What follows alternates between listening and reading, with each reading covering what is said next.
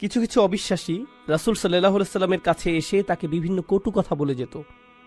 আগের পর্বগুলোতে আমরা এরকম কিছু মন্তব্য সম্পর্কে জেনেছি। আজকে আমরা ইন্না শানিআকা হুয়াল আবতার আয়াতের ব্যাখ্যায় এগুলো সম্পর্কে বিস্তারিত জানবো ইনশাআল্লাহ তাআলা। তবে আমরা এতটুকু বলতে পারি, এই সূরার প্রেক্ষাপট ছিল সম্পূর্ণ নেতিবাচক। এর প্রেক্ষাপটে যেসব ঘটনা ঘটেছে, নবী আলাইহিস সাল্লাতু ওয়াস সালামের জীবনে এই ঘটনাগুলো মোটেও সুখকর ছিল না। কিন্তু আল্লাহ এই নেতিবাচক ঘটনাগুলোর উত্তরে এই সূরাটি শুরু করেছেন খুবই ইতিবাচকভাবে। ইন্না আতাইনাকা আল কাউসার। আল্লাহ আযজা ওয়া জাল্লা নবী সাল্লাল্লাহু আলাইহি সাল্লামকে আল কাউসার দান করার কথা বলেছেন, যা অত্যন্ত ইতিবাচক এবং যা কাফিরদের কথার সম্পূর্ণ বিপরীত। এতে আমরা রাসূল সাল্লাল্লাহু আলাইহি সাল্লামের সিরাত এবং দাওয়াতে দ্বীনের কাজ সম্পর্কে গুরুত্বপূর্ণ একটা শিক্ষা পাই। সেটা হলো, রাসূল সাল্লাল্লাহু আলাইহি সাল্লামের জীবনে খুবই বেদনাদায়ক এবং যন্ত্রণাদায়ক কিছু ঘটনা ঘটেছে, কিন্তু আল্লাহ চান তার প্রিয় নবী সাল্লাল্লাহু আলাইহি সাল্লাম ইতিবাচক দিকে ফোকাস করুন। আপনি বরং আল্লাহ আপনাকে যা দান করেছেন সেগুলোতে মনোযোগ দিন। আল কাউসারের দিকে ফোকাস করুন, যা আল্লাহ একান্তভাবে আপনাকে দিয়েছেন। এটাই এখানে প্রথম শিক্ষা। তাছাড়া এখানে আল্লাহর একটা অনুগ্রহ রয়েছে, তিনি নেতিবাচক কথা বলার আগে ইতিবাচক কথা দিয়ে সূরাটি শুরু করেছেন। তিনি ইতিবাচক কথা দিয়ে শুরু করেছেন, ইন্না আতাইনাকা আল কাউসার, তারপর ফাসাল্লি লিরাব্বিকা ওয়ানহার। এরপর তিনি নেতিবাচক কথা বলেছেন, ইন্না শানিআকা, অর্থাৎ আপনার শত্রু। শত্রুদের কথা একেবারে শেষে বলা হয়েছে। আবার এখানে নবী সাল্লাল্লাহু আলাইহি সাল্লামের প্রতি আল্লাহর অসীম ভালোবাসাও প্রকাশ পেয়েছে। যেমন নবী সাল্লাল্লাহু আলাইহি সাল্লামকে তারা যে কথাগুলো বলতো সেগুলো খুবই কষ্টদায়ক ছিল। তারা তার বিরুদ্ধে বিভিন্ন রকমের আপত্তিকর কথা বলতো। আপনারা জানেন, তারা তাকে পাগল বলতো। ওয়া ইয়াকুলুনা ইন্নাহু লামাজনুন, অর্থাৎ তারা বলে যে নিশ্চয়ই তিনি পাগল। ইয়াকুলুনা সাহির, তারা বলতো তিনি একজন জাদুকর। তারা তাকে মিথ্যাবাদী বলতো, সাহিরুন কাজ্জাব, অর্থাৎ একজন মিথ্যাবাদী জাদুকর। তো তারা তার বিরুদ্ধে এই ধরনের অভিযোগ করে তাকে কষ্ট দিত। কিন্তু তাদের যে কথার প্রেক্ষিতে এই সূরা নাজিল হয়েছে তা আরও অনেক বেশি কষ্টদায়ক ছিল। আগের পর্বগুলোতে সংক্ষেপে এই বিষয়ে আমরা জেনেছিলাম। এখন আমরা বিস্তারিত আলোচনা করব, কারণ এই পর্যায়ে বিষয়টি উল্লেখ করা গুরুত্বপূর্ণ। দেখুন, হাদিসে এসেছে রাসূল সাল্লাল্লাহু আলাইহি সাল্লাম তার একজন সন্তান হারিয়েছেন, একজন পুত্র সন্তান। পরবর্তী হাদিসে আমরা তার নাম সম্পর্কে জানব। এখানে বিষয়টা ছিল তার সন্তান মারা গিয়েছে এবং চারিদিকে এই খবর ছড়িয়ে পড়েছে। আপনারা জানেন, সন্তান হারানো পিতামাতা কেমন কষ্টের ভিতর দিয়ে যান। লোকজন এসে আপনাকে সান্ত্বনা দেওয়ার চেষ্টা করে। তারা এমন কিছু কথা বলে, সমবেদনা জানায়, যা আপনাকে এই বিশাল কষ্ট সহ্য করতে কিছুটা হলেও সাহায্য করে। তাছাড়া আপনি যখন কাউকে এই কষ্টের মধ্যে যেতে দেখেন, সে যদি এমনকি আপনার শত্রুও হয়, আপনি হয়তো সেখানে গিয়ে সবার পেছনে দাঁড়িয়ে থাকবেন, কিছুই বলবেন না। কারণ যত যাই হোক, তারা তাদের সন্তান হারিয়েছে। এতটুকু মানবতা বোধ বা আন্তরিকতা সব মানুষের মধ্যে থাকে। কিন্তু যখন আবু জাহল এই সংবাদটা পেল, এবং সে কিন্তু নবী সাল্লাল্লাহু আলাইহি সাল্লামের চাচা ছিল, আপনি অন্তত আপনার পরিবারের কাছ থেকে এতটুকু আন্তরিকতা আশা করেন। যত বিরোধ সব না হয় একদিকে থাক, আর দিন শেষে তোমরা তার পরিবারেরই অংশ। কিন্তু না, তার মনে নবী সাল্লাল্লাহু আলাইহি সাল্লামের জন্য এত বেশি বিদ্বেষ ছিল যে সে চারদিকে দৌড়াতে দৌড়াতে উল্লাস করছিল, হাসতে হাসতে লোকজনকে বলছিল, বাতারা মুহাম্মাদুন, মুহাম্মাদের বংশ নিঃশেষ হয়ে গিয়েছে, তার নাম নেয়ার আর কেউ থাকবে না। অন্যভাবে বলতে গেলে, আপনার ছেলে সন্তানের মাধ্যমেই আপনার বংশধারা অব্যাহত থাকে। যেহেতু তিনি তার পুত্র সন্তান হারিয়েছেন এবং তার শুধু কন্যা সন্তানেরই অবশিষ্ট আছে, তাই ভবিষ্যতে তার নাম নেয়ার মতো আর কেউ থাকবে না। তাহলে মুহাম্মদ আমাদের জন্য অস্থায়ী একটা সমস্যা, কারণ তার বংশধারা অব্যাহত রাখার মাধ্যম হিসেবে তার কোনো ছেলে সন্তান আর নেই। তাই অচিরেই এই পৃথিবী থেকে তার নাম নিশানা মুছে যাবে। দেখুন কেমন কষ্টের পরিস্থিতিতে তারা এই ধরনের চরম অপ্রীতিকর কথাগুলো বলছে। এই কথাগুলো এত বেশি যন্ত্রণাদায়ক ছিল যে আল্লাহ আযজা ওয়া জাল্লা তাদের কথা কোরআনে উদ্ধৃতিও করেননি। তিনি এভাবে বলেননি, ইয়াকুলুনা হুয়া আবতার অথবা হুয়া আবতার। তিনি বলেননি যে তারা বলে তার বংশ নিঃশেষ হয়ে গেছে।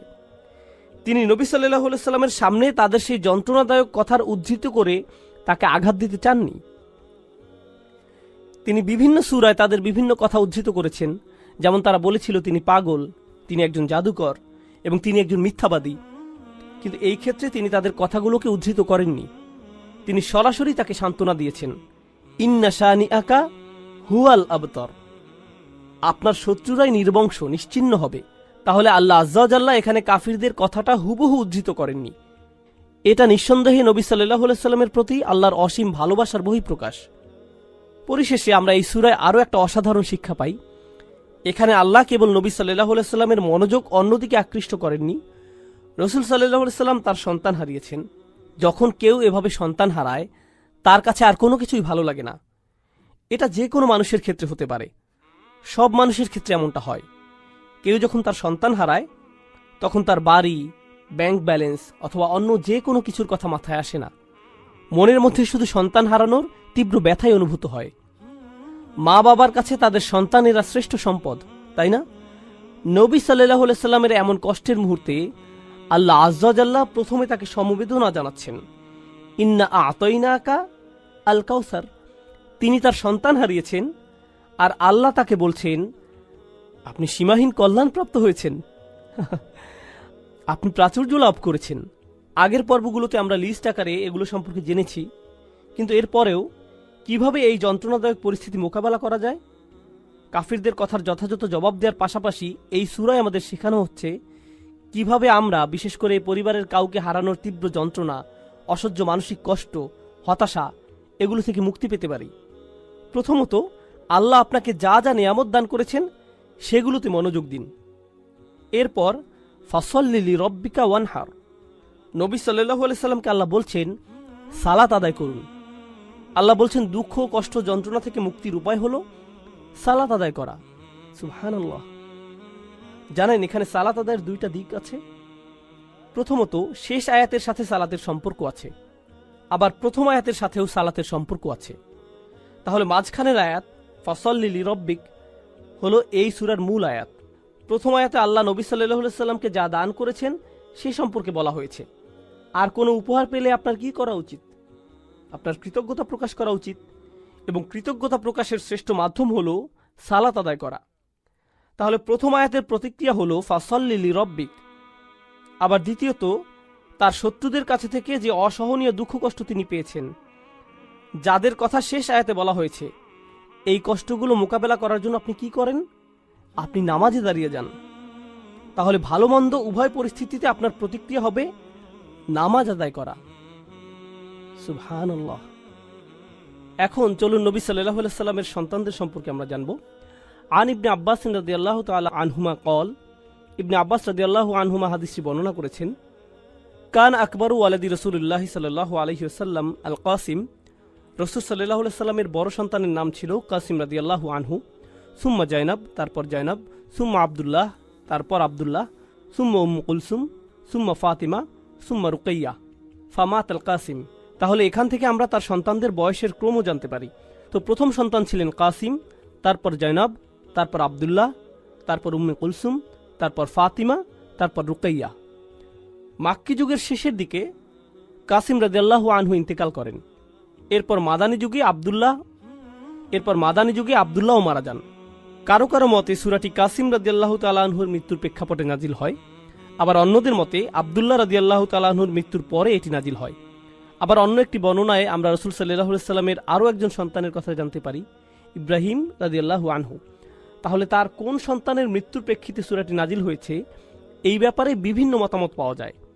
আবার আবু আইয়ুব রাদিয়াল্লাহু আনহু বর্ণনা করেছেন, লাম্মা মাতা ইব্রাহিম বিন রাসূলিল্লাহি সাল্লাল্লাহু আলাইহি সাল্লাম মাশাল মুশরিকুনা বা'দুহুম ইলা বা'দ ফাকালু। অর্থাৎ যখন রাসূল সাল্লাল্লাহু আলাইহি সাল্লামের ছেলে ইব্রাহিম রাদিয়াল্লাহু তাআলা আনহু ইন্তেকাল করলেন, মুশরিকরা একে অন্যের কাছে দৌড়ে দৌড়ে যেতে লাগলো এবং বলল, ইন্না হাযা সাবি ক্বাদ বাতারাল লাইল। সাবি মানে যার আর কোনো সন্তান হবে না, যার কোনো ছেলে সন্তান নেই, কোনো পরবর্তী বংশধর নেই, আজ রাতে তার বংশধারা নিঃশেষ হয়ে গেছে। এটা বলে তারা উৎসব করতে লাগলো। ইব্রাহিম রাদিয়াল্লাহু তাআলা আনহুর মৃত্যুর বর্ণনাই অধিক জোরালো। তো এবার আসুন, ফাসল্লি লিরাব্বিক, এই আয়াতটি শুরু হয়েছে ফা অক্ষর দিয়ে। ফা সল্লি লিরাব্বিক। এখানে ফা সম্পর্কে ইমাম আল আলুসি বলছেন, আল ফা ফি কওলিহি তাআলা, তিনি বলছেন আল্লাহ যখন আয়াতে ফা অক্ষরটি উল্লেখ করেছেন, লিতারতিবি মা বাদাহা আলা মা ক্বাবলাহা, এই ফা অক্ষরটি এর পূর্ববর্তী বাক্যাংশের উপর গুরুত্বারোপ করে এবং এটি ফা এর পূর্ববর্তী কথার সাথে এর পরের কথাকে সম্পৃক্ত করে।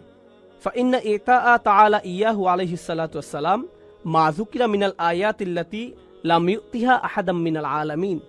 অর্থাৎ যেহেতু প্রথম আয়াতে বলা হয়েছে নবী সাল্লাল্লাহু আলাইহি সাল্লামকে আল্লাহ প্রাচুর্য দান করেছেন, আর তিনি তাকে যা কিছু দান করেছেন সবই অসাধারণ এবং অতুলনীয়। তাছাড়া এগুলো এমন কিছু ছিল যা তিনি এই পৃথিবীর আর কাউকে দেননি। মুস্তাওজাবুন লিল মা'মুরি বিহি আই ইস্তিজাব। এজন্য এটা রসুল সাল্লাল্লাহু আলাইহি সাল্লামের জন্য গুরুত্বপূর্ণ ছিল যে তিনি এই সীমাহীন কল্যাণ লাভের জবাবে কৃতজ্ঞতা প্রকাশ করবেন। এই অসীম নিয়ামতের জন্য সারা দিয়ে কৃতজ্ঞতা প্রকাশ করা খুবই জরুরি। আইফা দুম আলা সালাতি লিরব্বিক। অর্থাৎ রসুল সাল্লাল্লাহু আলাইহি সাল্লামকে বলা হচ্ছে, যেহেতু আপনার প্রতি অসীম অনুগ্রহ করা হয়েছে তাই আপনি নামাজে অবিচল থাকুন। দুম আলা সালাত, আল্লাহর জন্য আপনি সালাতে অবিচল থাকুন।